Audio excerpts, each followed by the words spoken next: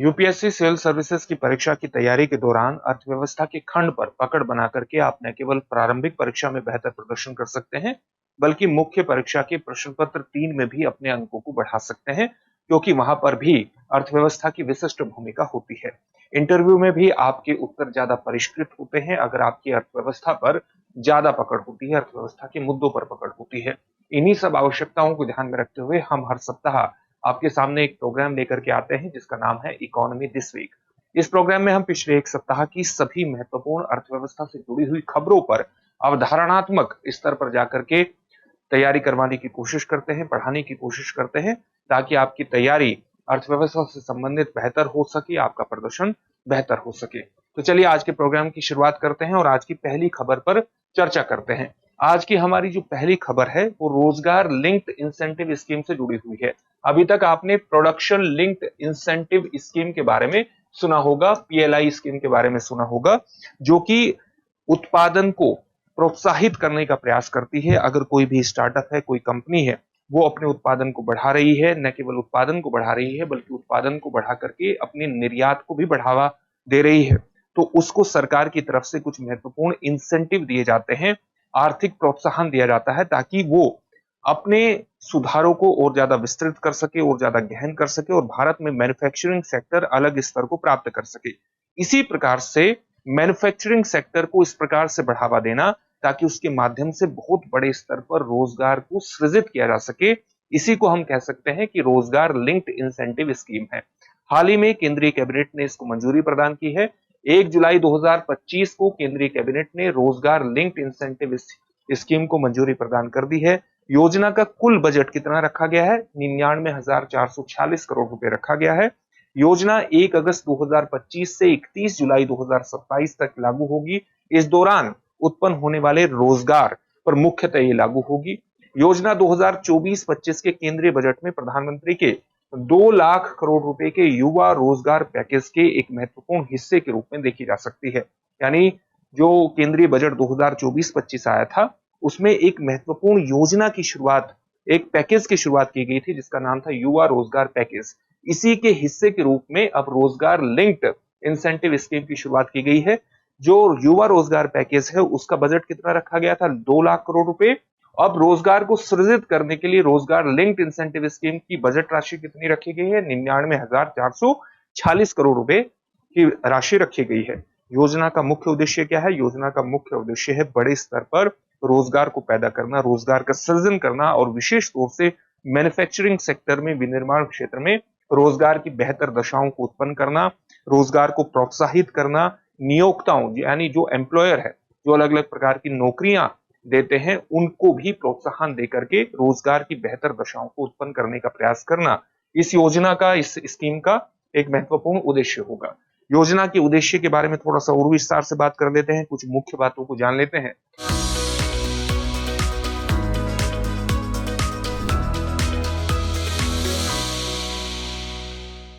कुल अनुमानित 3.5 करोड़ नौकरियों का सृजन एम्प्लॉयमेंट लिंक्ड इंसेंटिव स्कीम के माध्यम से होने की उम्मीद है। कितनी नौकरियां उत्पन्न होने की उम्मीद है? 2 साल के भीतर 3.5 करोड़ नौकरियों को सृजित किए जाने, उनको पैदा किए जाने, उत्पन्न किए जाने की एक प्रकार से कोशिश की जाएगी इस योजना के माध्यम से, एम्प्लॉयमेंट लिंक्ड इंसेंटिव स्कीम के माध्यम से। योजना के 2 भाग होंगे, भाग ए, भाग बी। पहली बार काम करने पर लगने वाले कर्मचारियों को प्रोत्साहन दिया जाएगा योजना के प्रथम भाग में, और दूसरे भाग में जो अतिरिक्त कर्मचारियों को रखने वाले जो नियोक्ता हैं, जो एम्प्लॉयर हैं, उनको प्रोत्साहन दिया जाएगा। यानी एक भाग में पहली बार जो काम कर रहे हैं ऐसे कर्मचारियों को प्रोत्साहन देने की कोशिश की जाएगी, और दूसरी बार में दूसरे हिस्से के रूप में नियोक्ताओं को, एम्प्लॉयर को प्रोत्साहन दिया जाएगा ताकि वो अपने यहां न केवल प्रोडक्शन बढ़ा सके बल्कि उसके माध्यम से रोजगार की बेहतर दशाएं, रोजगार को भी उत्पन्न कर सके। मैन्युफैक्चरिंग सेक्टर में जो नियोक्ता है यानी जो एम्प्लॉयर है, उसको प्रोत्साहन 2 साल से बढ़ाकर के 4 साल तक मिलेगा, और कर्मचारियों की जो वित्तीय साक्षरता है उसकी योजना को भी विशेष रूप से महत्व दिया गया है। कर्मचारियों की जो वित्तीय साक्षरता है, जो उनकी फाइनेंशियल लिटरेसी है, उस योजना को भी इसके अंतर्गत शामिल किया गया है। अगर योजना के लाभार्थियों के बारे में बात करें तो पहली बार एम्प्लॉयमेंट प्रोविडेंट फंड ऑर्गेनाइजेशन में पंजीकृत यानी रजिस्टर्ड होने वाले 1.92 करोड़ युवा इस योजना से लाभान्वित होंगे। कौन से युवा लाभान्वित होंगे, कितनी बड़ी मात्रा में लाभान्वित होंगे युवा? 1.92 करोड़ युवा इस योजना से लाभान्वित होने वाले हैं जो कि ईपीएफओ में पंजीकृत हैं। उन्हें एक महीने का वेतन जो कि अधिकतम 15,000 होगा, एक महीने का वेतन, लेकिन अधिकतम राशि कितनी होगी? 15,000 रुपए 2 किस्तों में मिलेगा। पहली किस्त 6 महीने की नौकरी पूरी करने पर मिलेगी और दूसरी किस्त जो प्राप्त होगी वो 12 महीने की नौकरी और साथ ही वित्तीय साक्षरता जो कार्यक्रम है उसको पूरा करने में प्राप्त होगी। इस प्रकार से ये प्रोत्साहन प्रदान किया जाएगा रोजगार सृजन के लिए। इसी प्रकार से जो एम्प्लॉयर है उसे अगर वो अतिरिक्त कर्मचारी अपने यहां नियुक्त करता है, अतिरिक्त कर्मचारी अगर नियुक्त करेगा तो इसका सीधा सा मतलब है कि ज्यादा लोगों को रोजगार वो दे रहा है। ऐसे कर्मचारी नियुक्त करता है जिनका वेतन 1 लाख रुपए या उससे कम है, तो ऐसे नियोक्ताओं को भी प्रोत्साहन दिया जाएगा, एम्प्लॉयर को प्रोत्साहन दिया जाएगा। उन्हें प्रति कर्मचारी 3,000 रुपए प्रति माह अधिकतम 2 वर्षों तक प्रदान किए जाएंगे और जो मैन्युफैक्चरिंग सेक्टर है, विनिर्माण सेक्टर है, उसमें ये प्रोत्साहन 4 साल तक बढ़ाया जा सकता है, 2 सालों की बजाय। पात्रता के लिए यानी एलिजिबल कौन होगा इस तरह के लाभ प्राप्त करने के लिए? कंपनियों को कुछ शर्तों को, कुछ न्यूनतम कर्मचारियों की नियुक्ति की शर्तों को पूरा करना पड़ेगा। कुछ न्यूनतम कर्मचारी कंपनियों को रखने होंगे।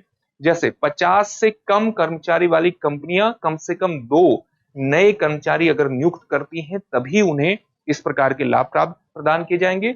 और अगर 50 से ज्यादा कर्मचारी वाली कोई कंपनी है तो उसे अपने यहां कम से कम 5 नए कर्मचारी नियुक्त करने होंगे, तभी इस प्रकार के लाभ उनको प्रदान हो सकते हैं एम्प्लॉयमेंट लिंक्ड इंसेंटिव स्कीम के माध्यम से। तो इस स्कीम के बारे में हमने जान लिया। प्रोत्साहन और भुगतान की प्रक्रिया किस प्रकार से होगी? अभी हमने 2 भागों के बारे में बात करी थी। पहले भाग में कर्मचारियों को प्रोत्साहन दिया जाएगा, दूसरे भाग में एम्प्लॉयर यानी नियोक्ताओं को प्रोत्साहन दिया जाएगा। कर्मचारियों को जो भुगतान होगा वो डायरेक्ट बेनिफिट ट्रांसफर के माध्यम से उनके खाते में पैसे पहुंच जाएंगे।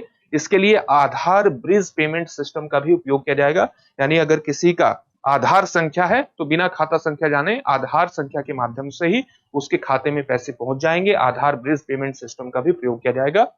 इसी तरह से आप जानते हैं कि आधार ब्रिज पेमेंट सिस्टम के माध्यम से बहुत सी सरकारी योजनाओं के लाभ जिन लोगों को मिलने चाहिए डायरेक्ट उनके खाते में पहुंच जाते हैं। भुगतान का जो एक भाग है वो फिक्स्ड सेविंग अकाउंट में भी डाला जाएगा ताकि जो भी एम्प्लॉय है, जो भी कर्मचारी है, उसकी दीर्घकालिक बचत को भी, जो सेविंग्स हैं उसकी लॉन्ग टर्म सेविंग्स हैं, उनको भी प्रोत्साहन मिले।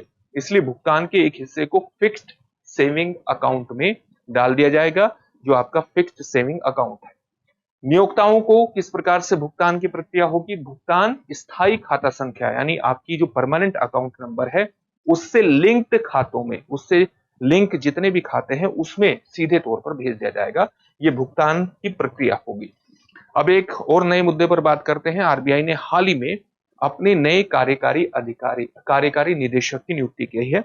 आरबीआई में कई कार्यकारी निर्देशक होते हैं, उनमें से एक की हाल ही में नियुक्ति हुई है। तो हम ये जान लेते हैं कि आरबीआई क्या है, इसमें कार्यकारी निदेशक की नियुक्ति जो हाल ही में हुई है उसके किस प्रकार के काम होते हैं।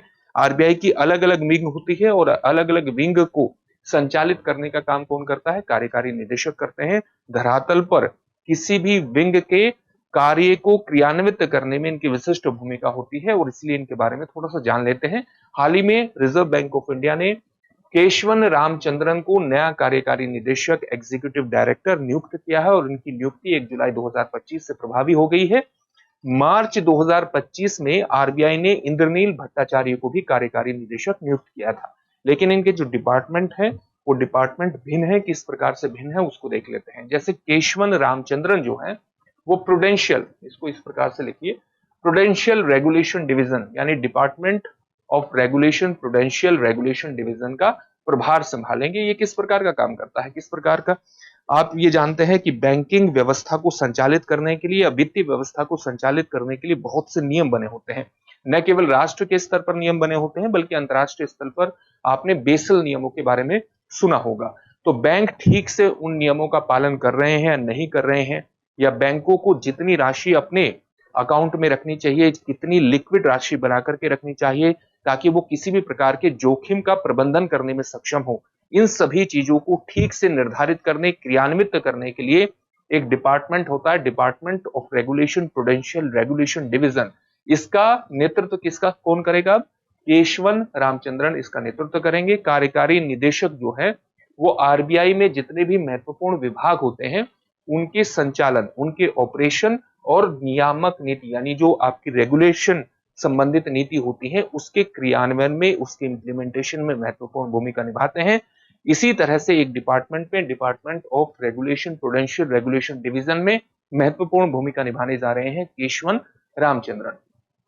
हाल ही में जिनकी नियुक्ति हुई थी एक और कार्यकारी निदेशक की, और वो नियुक्ति कब हुई थी? मार्च 2025 में हुई थी, इंद्रनील भट्टाचार्य। वो क्या है? वो आर्थिक और नीति अनुसंधान विभाग की जिम्मेदारी संभालेंगे। आर्थिक और नीति अनुसंधान विभाग क्या करता है? जितने भी अनुसंधान होते हैं, जितने भी डेटा होते हैं उनका विश्लेषण करता है, उनका रिसर्च करता है। और ये डेटा अगर आर्थिक क्षेत्र से, जीडीपी से संबंधित, व्यापार से संबंधित या मौद्रिक नीति की जितनी भी बुनियादी आवश्यकताएं हैं उनसे संबंधित अगर डेटा का विश्लेषण किया जाता है, उस पर अनुसंधान किया जाता है, तो आरबीआई को अपनी मौद्रिक नीति तय करने में मदद मिलती है। आरबीआई की जो मौद्रिक नीति के अंतर्गत अलग अलग हम रेपो रेट की बात करते हैं, कैश रिजर्व रेशियो की बात करते हैं, ओपन मार्केट ऑपरेशन की बात करते हैं, स्टैट्यूटरी लिक्विडिटी रेशियो यानी एसएलआर की बात करते हैं। इन सभी नीतियों में किस प्रकार से निर्णय लेते हैं उससे आरबीआई को मदद मिलती है। और इस पर रिसर्च करने का काम कौन सा विभाग करता है? आर्थिक और नीति अनुसंधान विभाग, और जिसका नेतृत्व कौन कर रहा है? इंद्रनील भट्टाचार्य कर रहे हैं। यानी कार्यकारी जो निदेशक होते हैं वो अलग अलग विभागों को, डिपार्टमेंट्स को संभालते हैं, उनका संचालन करते हैं और धरातल पर नीति को उतारने में मदद करते हैं आरबीआई की। भारतीय रिजर्व बैंक के बारे में कुछ बुनियादी तथ्य जान लेते हैं। आप ये जानते हैं कि ये देश का क्या है? केंद्रीय बैंक है, सेंट्रल बैंक है। और इसकी स्थापना कब हुई थी? भारतीय रिजर्व बैंक अधिनियम 1934 के माध्यम से इसकी स्थापना 1 अप्रैल 1935 को हुई थी। शुरुआत में रिजर्व बैंक का केंद्र कहां हुआ करता था? जो केंद्रीय कार्यालय था वो कहां हुआ करता था? कलकत्ता में हुआ करता था। और वर्ष 1937 में इसे स्थायी रूप से मुंबई में स्थानांतरित कर दिया गया था।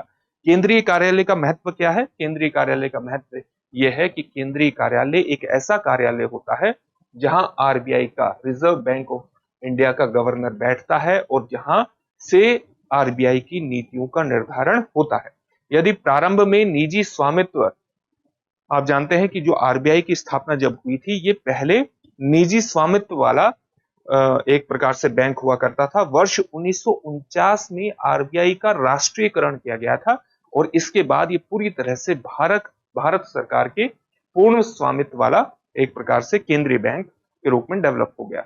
मुख्य काम क्या होते हैं इसका? मौद्रिक नीति का निर्धारण करना, और मौद्रिक नीति में कई प्रकार की नीतियों का निर्धारण करता है। आप जानते हैं कि जो मुख्य रेट है, जिसको हम रेपो रेट के बारे में रेपो रेट के बारे में आपने सुना होगा, तो आरबीआई की, या आप कह सकते हैं कि एक मॉनेटरी पॉलिसी कमेटी के बारे में आपने सुना होगा, जिसमें 3 प्रतिनिधि आरबीआई के होते हैं। आरबीआई के अध्यक्ष भी उसमें होते हैं, चेयरपर्सन होते हैं, और 3 प्रतिनिधि एक प्रकार से सरकार द्वारा दिए जाते हैं। तो 6 प्रतिनिधियों द्वारा, 6 सदस्यों की मॉनेटरी पॉलिसी कमेटी के द्वारा रेपो रेट का निर्धारण किया जाता है। इसके अलावा जो सीआरआर है, कैश रिजर्व रेशियो है, एसएलआर है, स्टैट्यूटरी लिक्विडिटी रेशियो है, ओपन मार्केट ऑपरेशन है, इन सब का निर्धारण किसके द्वारा किया जाता है? आरबीआई के द्वारा किया जाता है। तो ये सारे मौद्रिक नीति को निर्धारित करने में आरबीआई की विशिष्ट भूमिका है। बैंकिंग नियमन में उसकी विशिष्ट भूमिका है। मुद्रा के प्रबंधन में, बाजार में मुद्रा का प्रवाह कितना होगा, कितना नहीं होगा, इसके लिए ही कई साधनों का प्रयोग होता है, जैसे CRR, SLR, repo rate, bank rate, open market operation. तो उसमें इसकी विशिष्ट भूमिका होती है। आरबीआई के कार्यकारी निदेशक जो है वो बैंक के विभिन्न विभागों का संचालन करते हैं, यह भी आपने देख लिया।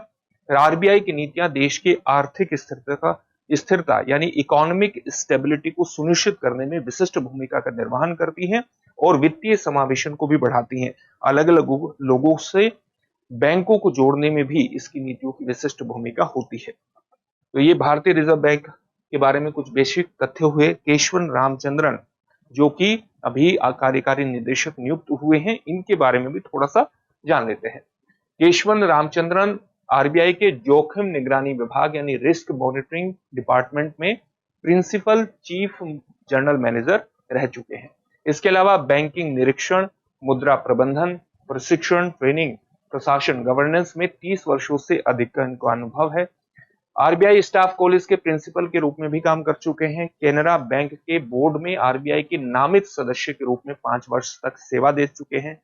भारतीय लेखा संस्थान के ऑडिटिंग और आश्वासन मानक बोर्ड में 2 वर्ष तक सदस्य रह चुके हैं। अगर हम इनकी शैक्षणिक योग्यताओं की बात करें तो पोस्ट ग्रेजुएट डिग्री और एमबीए बैंकिंग और फाइनेंस में है। इसके अलावा जो आप कह सकते हैं कि यूके में स्थित एक महत्वपूर्ण एसोसिएशन है चार्टर्ड अकाउंटेंट्स की। तो चार्टर्ड आप इसको इस प्रकार से परिभाषित, association of chartered certified accountants, UK में स्थापित एक ग्लोबल चार्टर्ड अकाउंटेंट्स की संस्था है। उससे इंटरनेशनल फाइनेंशियल रिपोर्टिंग में डिप्लोमा हासिल किया है। भारतीय बैंकिंग और वित्त संस्थान की सर्टिफाइड एसोसिएट है। तो केशवन रामचंद्रन का बहुत बड़ा अनुभव है और आरबीआई के कार्यकारी निदेशक के रूप में ये अपनी भूमिकाओं का निर्वहन ठीक तरीके से करेंगे, ऐसी पूरी उम्मीद है। अब एक और योजना के बारे में जान लेते हैं, पीएम मित्र पार्क योजना के बारे में, क्योंकि हाल ही में पीएम मित्र पार्क कई भारत में बनाए जाएंगे, लगभग 7 की संख्या में इनको स्थापित किया जाएगा। ये क्यों स्थापित किए जाएंगे? इनमें से एक पार्क कहां पर होगा? तमिलनाडु के विरुधुनगर में होगा। तो हाल ही में तमिलनाडु के विरुधुनगर में पीएम मित्र टेक्सटाइल पार्क यानी वस्त्रों का निर्माण यहां पर किया जाएगा। एक इस प्रकार का हब होगा, ये स्थापित किया जा रहा है, जिसका क्षेत्रफल कितना है? 1052 एकड़ है। केंद्र सरकार ने इस पार्क के लिए हाल ही में 1900 करोड़ रुपए मंजूर किए हैं और यही कारण है कि ये पूरा टॉपिक चर्चा में आया है। तो विरुधुनगर में जो ये पीएम मित्र टेक्सटाइल पार्क बनाया जा रहा है, ये किस प्रकार से असर डालेगा? और इतना ही नहीं, बल्कि अगर इसी प्रकार के पार्क हम वस्त्र निर्माण के अंतर्गत बनाते हैं तो वो किस प्रकार से भारत के निर्यात को वस्त्र क्षेत्र में बढ़ा सकते हैं, और बढ़ा सकते हैं तो भारत के निर्यात को बढ़ा करके वो आर्थिक समृद्धि में किस प्रकार से योगदान दे सकते हैं, यही इस टॉपिक का सार है। विशेषज्ञों की अगर हम माने तो उनका कहना यह है कि ये जो पार्क बनाया जाएगा विरुधुनगर में, ये तकनीकी वस्त्र किस प्रकार के वस्त्र होते हैं? जो आप स्पेशली किसी खास काम के लिए, स्पेशलाइज्ड काम के लिए प्रयोग करते हैं। जैसे आप मैन्युफैक्चरिंग सेक्टर में अगर काम करने वाले हैं तो आपके वस्त्र उसी प्रकार से होंगे। इसी तरह से अगर आप मेडिकल सेक्टर में काम करते हैं तो आपको बहुत सी पीपीई किट भी बनानी पड़ती है, ग्लव्स बनाने पड़ते हैं। इसी तरह से आप अगर खेती में काम करते हैं तो आपके वस्त्र उसी प्रकार से होते हैं। अलग अलग प्रकार की जो फायर सर्विसेज है, आपने देखा होगा कि उनकी ड्रेस भिन्न होती है। मिलिट्री में आप बुलेट प्रूफ जैकेट का इस्तेमाल करते हैं। तो ये इस प्रकार के वस्त्र हम टेक्निकल वस्त्रों के रूप में, टेक्निकल टेक्सटाइल्स के रूप में परिभाषित करते हैं, जिनका निर्माण यहाँ पर किया जाएगा, इस पार्क में किया जाएगा। और साथ ही एकीकृत विनिर्माण का विश्व स्तरीय केंद्र बनेगा। आप कह सकते हैं कि तकनीकी वस्त्रों के साथ साथ एकीकृत विनिर्माण का विश्व स्तरीय केंद्र ये बनेगा। तो तकनीकी वस्त्र का मतलब आपने समझ लिया। एकीकृत वस्त्र का विनिर्माण का मतलब क्या है? एकीकृत विनिर्माण का मतलब है कि कपास से धागा बनाना, धागे से कपड़ा बुनना, और इसकी फिनिशिंग, यानी इस पर फिनिशिंग का मतलब क्या हुआ? चाहे इसकी रंगाई करना हो, इसे खास प्रकार का डिजाइन देना हो, इस पर प्रिंटिंग करनी हो, जो भी काम करना हो, और फिनिशिंग के बाद इसे इसी केंद्र के माध्यम से, इसमें वैल्यू एडिशन करके फिनिशिंग के माध्यम से इसको निर्यात करना, ये जो सारी सुविधाएं हैं, ये एक ही केंद्र पर अगर उपलब्ध हो जाएं तो उसको हम कहते हैं एकीकृत विनिर्माण केंद्र। तो ये एकीकृत विनिर्माण केंद्र का काम करेगा वस्त्र निर्माण के अंतर्गत, और इससे भारत को अपने निर्यात को बढ़ाने में एक प्रकार से विशेष रूप से मदद मिलने वाली है। प्रमुख विशेषताएं क्या होंगी इस मित्र पार्क की जो विरुधुनगर में बनाया जा रहा है? इस पार्क में 15 मिलियन लीटर प्रतिदिन की क्षमता वाला zero liquid discharge common effluent treatment plant होगा। मतलब क्या है इसका? आप ये जानते हैं कि वस्त्र निर्माण क्षेत्र में पानी का बहुत बड़े स्तर पर इस्तेमाल होगा, और वो पानी कैसा होगा? वो पानी गंदा होगा, पीने लायक तो होगा नहीं।